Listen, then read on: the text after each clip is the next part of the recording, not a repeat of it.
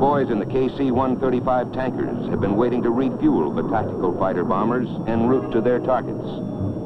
Those KC-135s will keep orbiting in case any of the boys run short of fuel on the way home. The overall coordination is the result of the total planning by the Department of Defense team effort, the Army, the Navy, and the Air Force. Most people will ask pilots the same question over and over. Aren't you scared? The answer is always pretty much the same. Sure, we're scared, until we button down the hatch. We're a one-man sort of operation. We're our own navigator, radio man, radar operator, and bombardier. Getting into the target, we have to take evasive action. Then it's pop up, dive in, drop the bombs, and get the heck out of there. You watch your fuel. You go over in your mind what the intelligence boys will want to know about the results. At the target, the ground defenses, all the details. You might be scared when you start, but after that, you just don't have the time.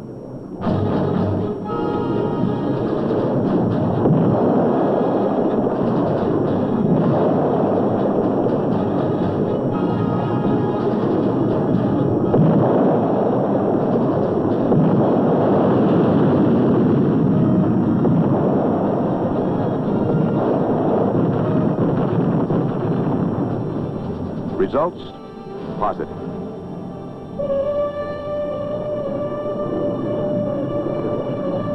The cockpit is a pilot's office.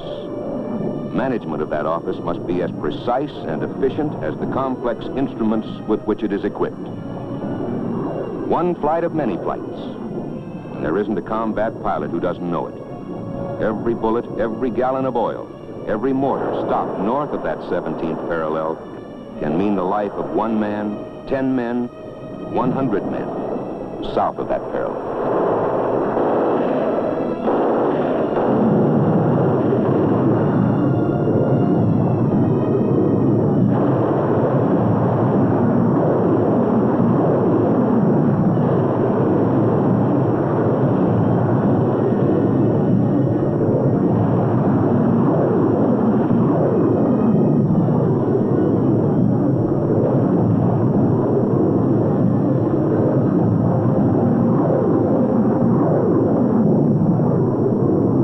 Rescue Control has picked up a radio call for help from a pilot whose aircraft was hit and who had to eject.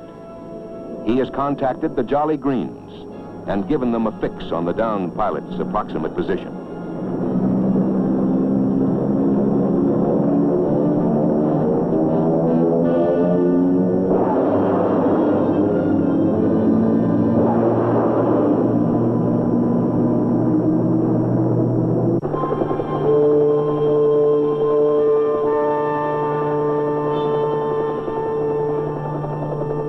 I didn't realize my plane had been hit until the cockpit started filling up with smoke. I punched out. When that parachute blossomed, I took a long, deep breath. Then I landed in the trees, and I don't really remember how I managed to climb down to the ground. I let out a shout for help on my radio, then scrambled up the hill to get as close to the top as I could. I shot off some pen flares when I saw the A-1Es and the Jolly Green.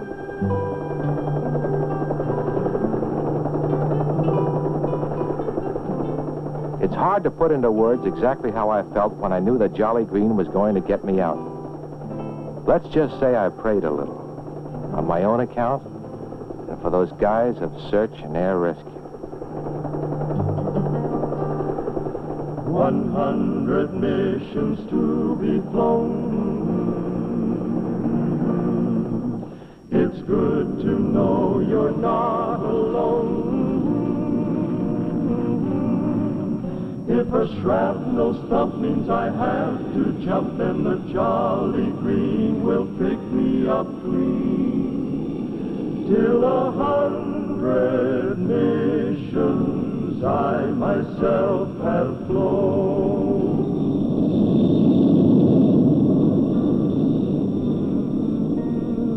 One flight's mission has been completed, but the long day's work is far from over. First, will come the detailed intelligence debriefing at Tactical Operations Center. After the official debriefing, flight leaders hold a session for critiquing their flight's performance as a unit and as individuals. Was there a delay in acquiring the target? Did one of the men press too low? Did they regroup promptly after hitting the target? Was element integrity maintained? You can never stop learning. You might get away with an error in judgment one day. Tomorrow, you may not be as lucky. One flight of many flights. But operations continue around the clock. For the ground crews, it's 12 hours or more a day, 6 days or more a week.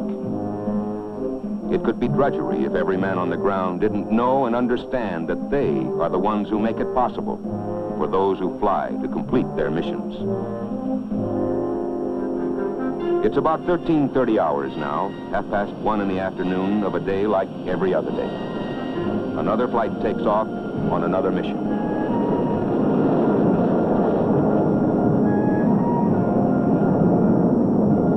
Now, those who went out earlier have a couple of hours off duty. 100 missions to be flown, 100 bridges to be blown. On my left and right, the rest of my flight help keep me alive in my 105. Till 100 missions I myself have flown. No matter what they do or how relaxed they seem, pilots always wonder what tomorrow's target will be. A milk run or a tough one? The answer comes at about 1800 hours, when flight planning for the next morning's strike starts. Usually, flight planning takes 2 or 3 hours. On a new tough target, that time can easily be doubled. A fragmentary order, FRAG for short, comes to the Wing Tactical Operations Center and is the small part of the overall order that relates to the fighter wings. The orders come down from DOD and the Joint Chiefs of Staff. Then, at wing level, they are broken down and missions assigned to the squadrons. There are many frags that make up a day's total coordinated effort. We believe this essential to help safeguard the freedom of South Vietnam and to save the lives of those South Vietnamese, Americans, Australians, New Zealanders, and Koreans who are fighting to ensure that freedom. The aircraft our pilots fly are compact, highly maneuverable machines. They have the inherent speed and versatility to be effective in air-to-air or air-to-ground combat. But they are only machines. They must be maintained. The record of keeping flying hours at a rate 3 times normal use speaks loudly and clearly for the kind of men who work with their hearts as well as with their minds and hands. Men are brave in many ways, and there are many ways in which a man can show his courage. Courage can't be judged by a casual glance or the sound of a voice. Any fighting man will tell you, you must know fear in order to find your true strength. Want a portrait of a hero? Take a snapshot of a pilot, or another, or another. Move your camera out to the line for long shots or for close-ups. Carry it inside aircraft vehicle control to watch the men who often don't even see the planes they help keep flying. Let your camera travel into the air to fly with the men of the Aerospace Rescue and Recovery Service. You'll never find a man who thinks himself a hero or even considers himself as particularly brave. But they all share a common bond and a common pride. They are all working members of the same fighting team, fighting each in his own way to try to slow down and, if possible, to break down the flow of supplies to the south and to adversely affect the will of North Vietnam toward carrying on their aggressive operations. The total task is large, and yet, as it always is, each small fragment of that total is very personal. Men may live 3,000 miles or more apart back home in the States, but here there are no state lines, no county lines, no country boys or city boys. No one asks their social position or who their ancestors might or might not have been. Nor do we as a nation know what we as a nation have done to have deserved men such as these. Perhaps they reflect the courage and the strength instilled in them by their mothers and their fathers. Perhaps it is the heritage of men who came before, men who stood at Concord Bridge, men who walked through Chateau Thierry, through the Ardennes Forest, and the undergrowth of Guadalcanal and Iwo Jima. Men who ranged the skies over Pacific atolls and over Africa and Europe, half a world away. We do not know what we have done to produce men such as these, but we do know these are our men, our fathers, our sons, our brothers. It is only right that not only should we be proud of them, we can be proud of them.